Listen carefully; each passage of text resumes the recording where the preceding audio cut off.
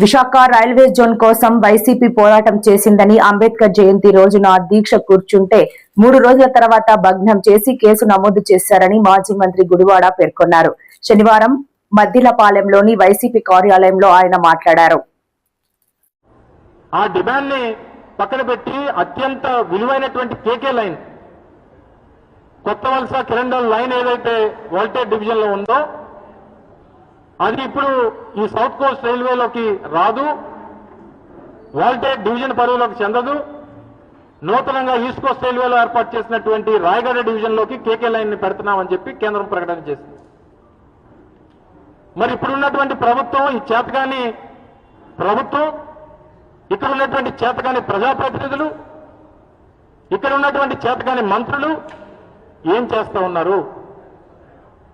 ఉత్తరాంధ్ర ప్రాంతం నుంచి కేంద్రంలో మంత్రిగా ఉన్నటువంటి వ్యక్తి, ఈ ప్రాంతం నుంచి ప్రాతినిధ్యం వహిస్తున్నటువంటి 4 పార్లమెంట్ సభ్యులు, కేంద్రంలో భాగస్వాములై ఉన్నటువంటి ఇక్కడ ఉన్నటువంటి రాజకీయ పార్టీలు ఎందుకు కేంద్ర ప్రభుత్వాన్ని ఒప్పించలేకపోతా ఉన్నాయి? ఎందుకు గట్టిగా అడగలేకపోతా ఉన్నాయి? ఎందుకు కేకే లైన్ విశాఖపట్నం డివిజన్ లో ఉండాలని చెప్పి డిమాండ్ చేయలేకపోతా ఉన్నాయి? మీకున్నటువంటి లొసుగులేంటి?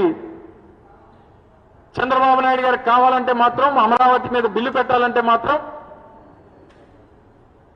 అమరావతి రాజధాని అని చెప్పి దాని మీద గెజిట్ కావాలంటే మాత్రం, దాని మీద చట్టం చేయాలంటే మాత్రం మీరు అందరి కాళ్ళు పట్టుకుంటారు. ఎందుకంటే అది మీ real estate project. Chandrababu Naidu గారికి కాసులు కురిపించేటువంటి ఒక నగరం అది. కానీ ఉత్తరాంధ్ర ప్రాంతంలో జోన్ ఏర్పాటుకు సంబంధించినటువంటి ఉండాల్సినటువంటి లైన్లు, మేజర్ రెవెన్యూ జనరేట్ చేసేటువంటి కేకే లైన్ వోల్టేజ్ డివిజన్ లో ఉండాలి, సౌత్ కోస్ట్ రైల్వేలో ఉండాలని చెప్పి మాత్రం డిమాండ్ చేయరు. మీకు అవకాశం ఉన్నా స్టీల్ ప్లాంట్ ప్రైవేటైజేషన్ మీద దానికి వ్యతిరేకంగా స్టేట్మెంట్ ఇప్పించండి. వేలాది మంది ఉద్యోగాలు పోతా ఉన్నాయి. మీరు అధికారంలోకి వచ్చినటువంటి 20 మాసాల్లో 10,000 మంది స్టీల్ ప్లాంట్ ఉద్యోగస్తులు నిరుద్యోగులు అయిపోయినారు. దాదాపు 7,000 మంది కాంట్రాక్ట్ ఎంప్లాయీస్ ని తీసేశారు.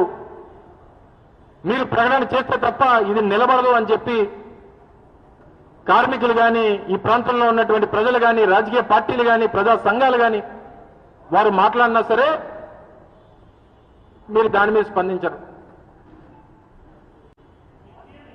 మీకు కావాల్సినటువంటి మీ 28 గ్రామాలు, మీ అమరావతిలో చేసేటువంటి కాంట్రాక్ట్ పనులు, దీని మీద ఉన్నటువంటి మీ శ్రద్ధ రాష్ట్రంలో ఉన్నటువంటి మిగిలిన ప్రాంతాల మీద ఉండదు. మొన్న మా పార్టీ అధ్యక్షుడు మాజీ ముఖ్యమంత్రి జగన్మోహన్ రెడ్డి గారు చెప్పారు, మచిలీపట్నం, విజయవాడ, గుంటూరు 3 ప్రాంతాలు, 150 కిలోమీటర్ల మేర ఉన్నటువంటి ఈ 3 ప్రాంతాలు అంటే పోర్ట్ నగరం అయినటువంటి మచిలీపట్నం, ఇప్పటికే 2 జంట నగరాలుగా ఉన్నటువంటి విజయవాడ, గుంటూరు, అటు పోర్టు నుంచి నేషనల్ హైవే కలుపుతూ ఉన్నటువంటి ఈ 3 ప్రాంతాలని కలిపి ప్లాన్ బిగా దీని మీద కూడా ఆలోచన చేయండి అని అంటే దాని మీద లేనిపోయినటువంటి విమర్శలు చేస్తారు. మచిలీపట్నం, విజయవాడ, గుంటూరు అంటే అమరావతి కూడా అందులో భాగమే కదా. అమరావతి వద్దని చెప్పలేదే, ఈ రోజు చెప్పలేదు, మొన్న చెప్పలేదు, ఎప్పుడూ చెప్పలేదు.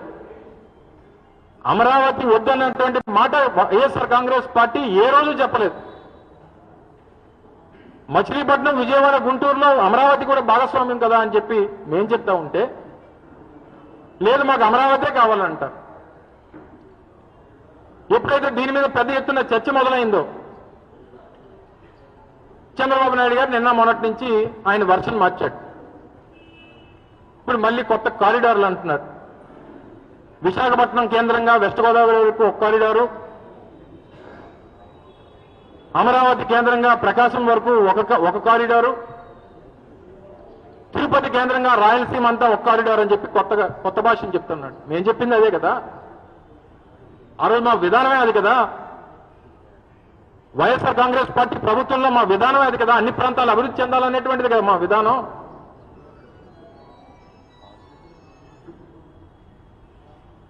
నువ్వు మళ్ళీ ఏమంటావు? మళ్ళీ కొత్తగా ఇప్పుడు 4-5 టీవీ ఛానల్ పట్టుకొని నీకు కావాల్సినటువంటి టీవీ ఛానల్ పెట్టి నువ్వు వాళ్ళని ఏ రకంగా బెదిరించావు అని తెలుసు మాకు.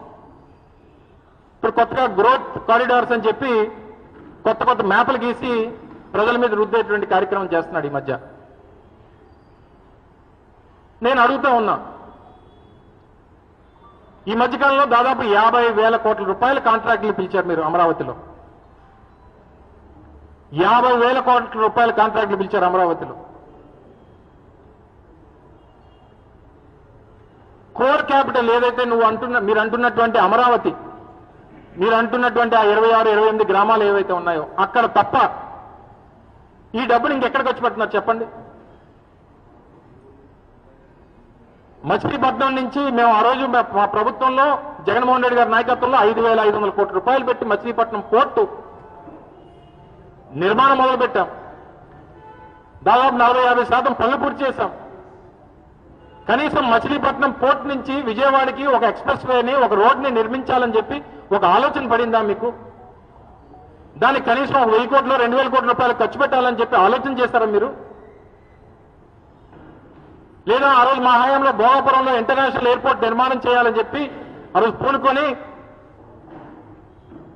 2023 మే 3వ తారీఖున ఆ రోజు మేము శంకుస్థాపన చేసి ఈ రోజు మరో 2-3 నెలల్లో కమర్షియల్ ఆపరేషన్స్ కి రెడీ అవుతున్నటువంటి భోగాపురం ఎయిర్పోర్ట్ కి విశాఖపట్నం నుంచి భోగాపురం కనెక్ట్ చేస్తూ ఒక కోస్టల్ కారిడార్ ని వైజాగ్ పోర్ట్ నుంచి భోగాపురం ఎయిర్పోర్ట్ వరకు ఆ రోజు గడ్కరీ గారిని తీసుకొని వచ్చి దాదాపు 5,000 కోట్ల రూపాయలు పెట్టి ఆ రోడ్ నిర్మించాలని చెప్పి శాంక్షన్ తీసుకొని వచ్చి డిపిఆర్ తయారు చేయించి